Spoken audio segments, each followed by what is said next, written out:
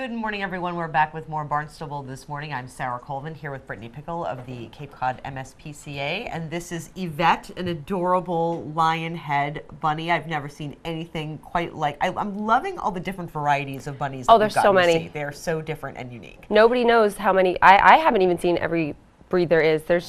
She's a mix of some sort. She's got little dwarf ears, but she is a little chunkier than a normal dwarf, so we're just calling her a Lionhead mix with her little button nose. Yvette is 5 years old, so she's like a middle-aged rabbit because they can live to be like 8 to 10 years old. Some can be up to 12 depending on how they're cared for.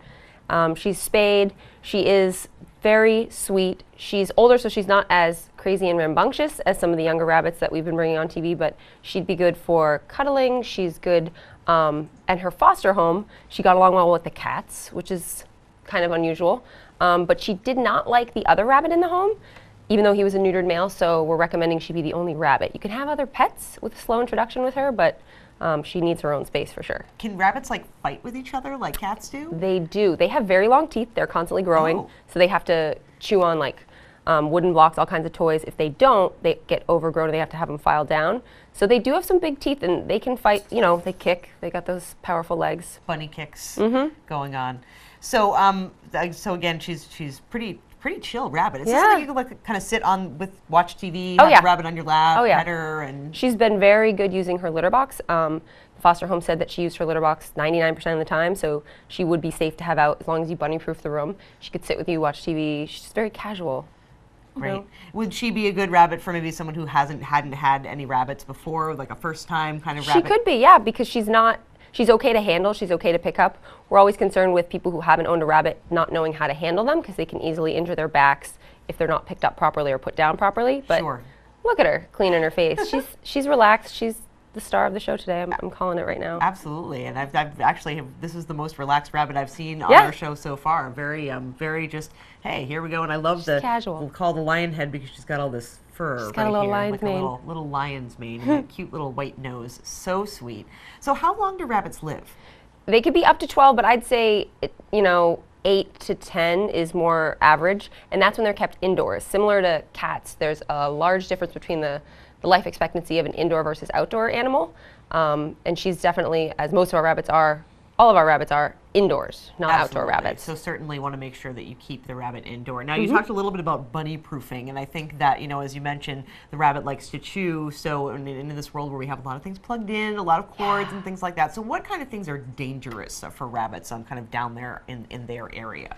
Cords, television cords, phone cords, anything that's under 3 feet up on the wall. They'll also eat the things that you don't want them to, which aren't dangerous for them, but like your special molding, crown moldings, and your couch. It's natural for them to chew so that they can wear their teeth down so they don't get overgrown.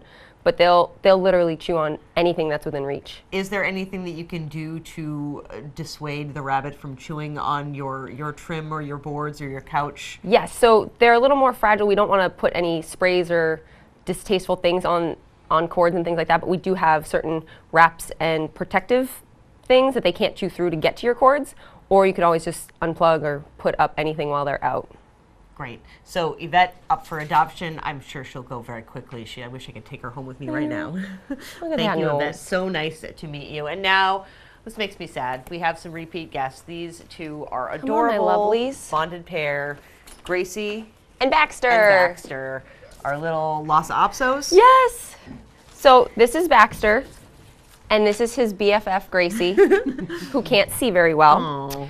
She is 11, he is 9, and they are spayed and neutered. They've been together their whole lives. Come on, Gracie, you gotta look at the TV.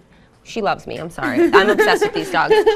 They're seniors. They do have to get adopted together. They have some medical care that is gonna be chronic that they need to have dealt with throughout their lives, mainly being Gracie's eyes. She does have dry eye, so we recently had her seen up at Angel Animal, and she can keep her eyes. She just has to have lots of eye drops throughout the day. And then Baxter over here, besides having an ear infection, he just needs some shampoos. He needs some baths a couple times a week.